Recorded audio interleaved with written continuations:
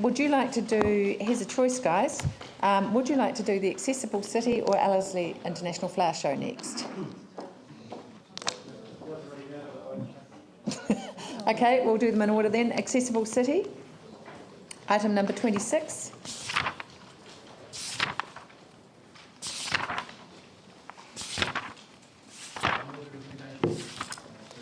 Councillor Clearwater moves and Councillor East seconds the recommendations that are here. Okay, shall I just put those? Just testing. Yanni, did you want to speak? Thank you. Obviously, we've seen a major announcement today about a new car park going into the central city. We heard at the briefing in regards to the hospital redevelopment plans that they have quite an extensive car park going in. So we've also got some changes that have happened to some of the anchor projects. So what up-to-date current traffic modelling have we got to support these changes in light of the new developments that have happened since this accessible transport plan was introduced? And how can we see that as councillors? I think what we do is that we continually update our modelling as these things continue to change. So it's never draw a line in the sand and that is it. It's continually updated. We're quite happy to engage with CCDU and get them to come and explain and give you an overview of the modelling that has been done. They're quite happy to do that. So are we not doing any of our own modelling?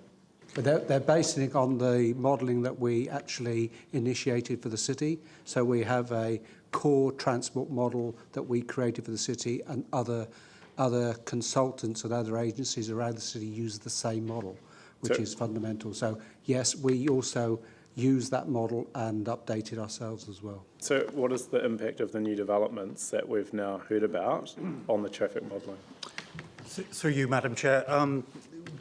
As Terry says, we continually update the models to take account of our best level of information as to the anchor projects and as they're gradually developed. A particular point in that respect is parking provision associated with a number of developments in the central city and the anchor projects themselves. So as soon as we get assuredness around the levels of traffic likely to be generated by any development, including the anchor projects, we adjust the models accordingly to take account of that. So have you adjusted the model to take account of the expanded crossing car park? Yes. And the big car park planned for the hospital? Yes. Great, thank you. And does it work? Yes. Right, that was simple, thank you. So, okay, so we can get copies of that provided, that would be welcome. We're quite happy to. We can certainly arrange a full briefing on that, Madam Chair. You have, yeah, okay, great.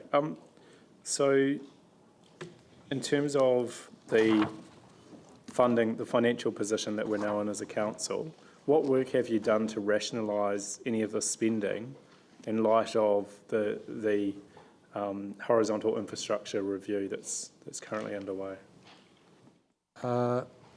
Well, the funding for this first phase is covered in the cost share agreement. The changes that we're proposing means that we keep it within the same financial envelope that was signed off in the cost share agreement. So from that point of view, there's no additional money being requested. So my understanding, we've got horizontal infrastructure, we've got the skirt stuff, we've got renewals, we've got anchor projects or central city projects. They're all competing for funding. So we're looking at all those lists and working out which ones are the priority, which ones can we do more efficiently or effectively. So have these projects been through that process? They have been through a process in terms of determining what are the best projects for the first phase to support the accessible city. So those projects are primarily geared to support the anchor projects as we know them. The skirt programme is all about repairing and renewing the damaged infrastructure, but we work very closely with skirt to ensure that the two projects or the two pots of work are aligning. So for instance, the skirt rebuild programme is currently in Toole Street dealing with all the wastewater and the water supply systems so that we can then come along later to change the configuration of Tomb Street on top, knowing full well that all the underground is already completed and finished. So we're working in that way with them. So when we hear things... So, well, I had two more, if that's okay. So I've heard that the tender for Manchester Street doesn't include stormwater. Does it strike you as unusual that $22 million going into Manchester Street, given our flooding experience, would not include an upgrade to the stormwater? And how are the projects being aligned post-flooding to the issues that we now have as a city? I can't really answer the detail around Manchester Street because I've not been familiar with it.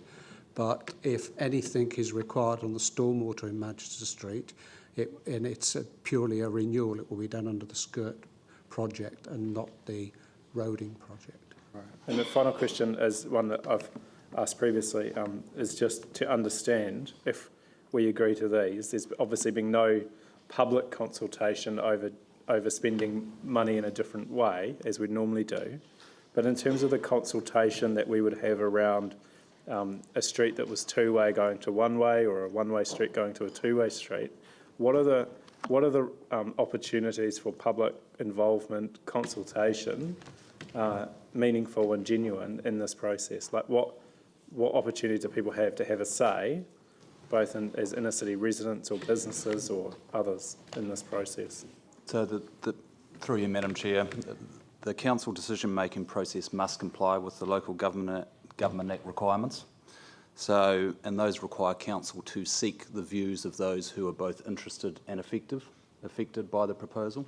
So it does have to be genuine consultation, and that's what we're seeking your approval for, is to go out and kickstart that.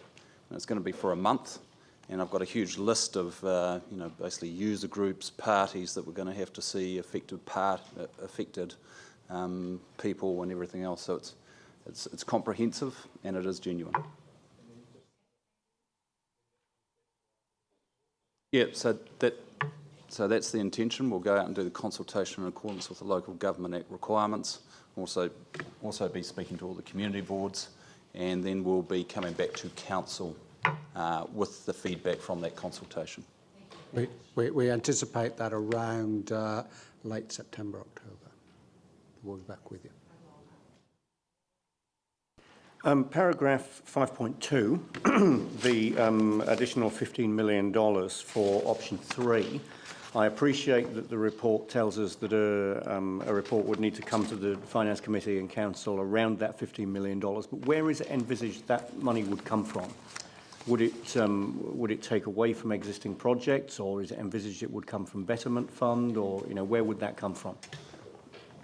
Through you, Madam Chair, in terms of that 15 million, we need to be careful about that. We're not actually recommending that option. So what we're recommending is that we defer some projects and keep within the $72 million cap. And but if council did not decide to agree to defer some of the projects and decided to include other ones within that, i.e. Salisbury Street and the Kilmore two-way, then that would cost the $15 million, and we would have to seek extra money from council for that. So we haven't worked out where that would come from, but it's certainly not our recommended option that you do that.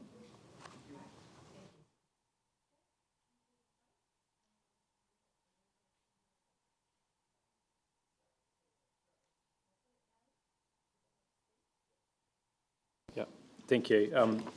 I won't be supporting these changes. I actually think that we should be considering deferring this to have actually a conversation with our community. We were elected on a mandate of, I think, strengthening our community boards and involving local people.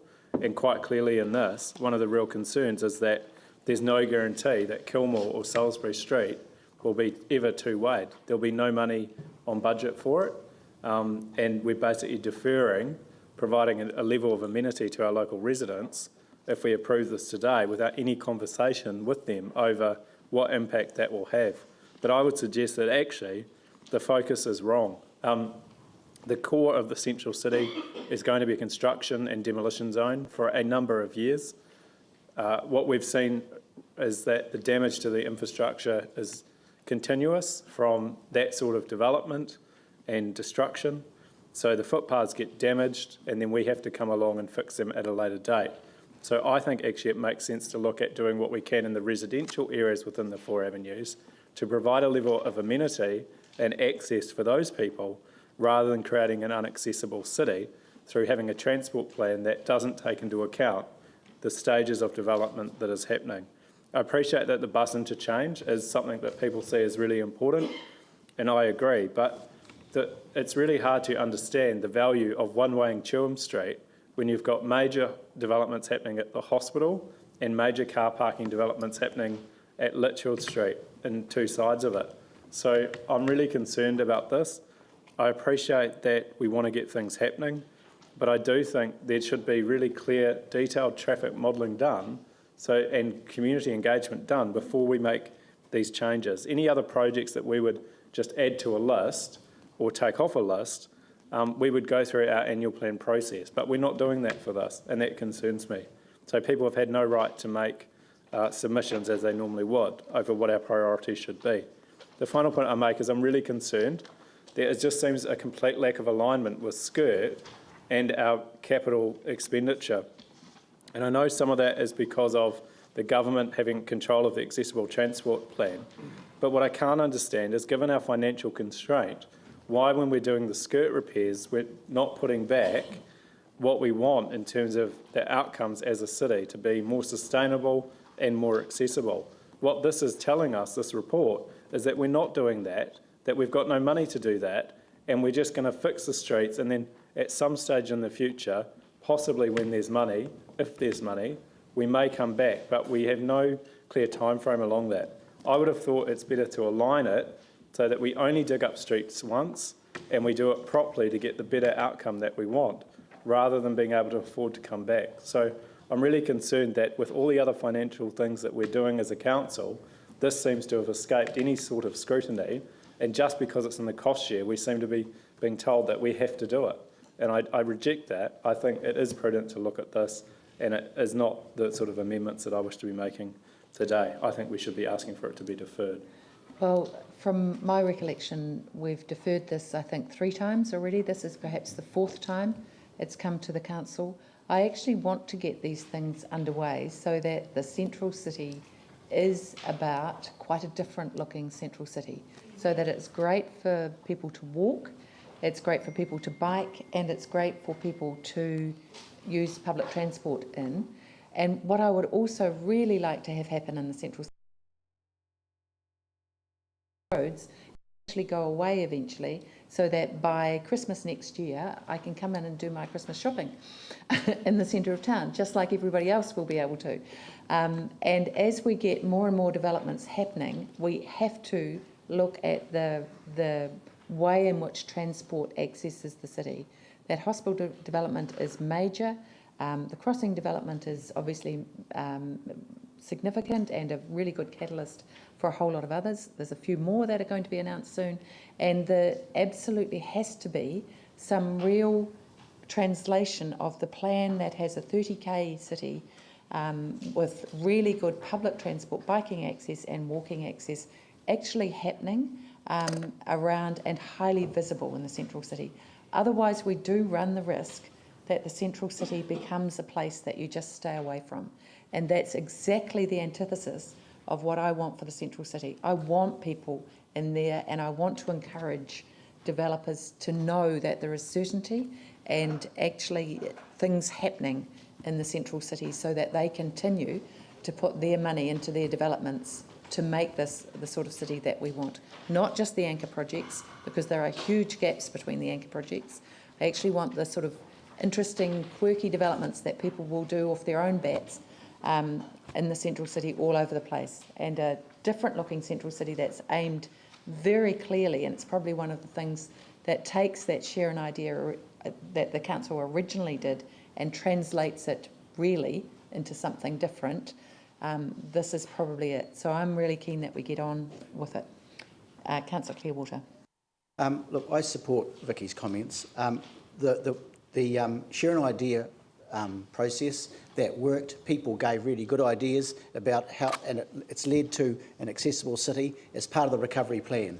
And there is consultation around this part is built in, and I think the staff have been really clear. They've given us the up-to-date information. We can't go on forever. That there'll always be things that need fine-tuning.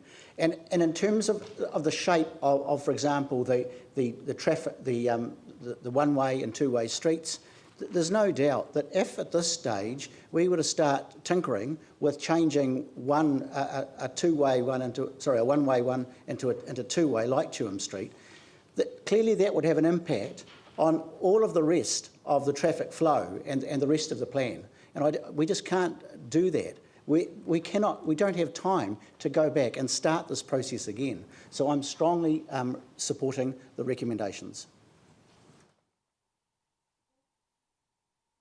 Look, as a community board member, I supported the action to look at this a little bit closer, but as a councillor, I cannot actually vote to actually go back through and relook at this any longer. I'm with Vicky on this here. The Central City is at a point where we're just starting to get some positive things happening with this morning's announcement, and we're going to see a dominoes effect of a whole lot of building taking place.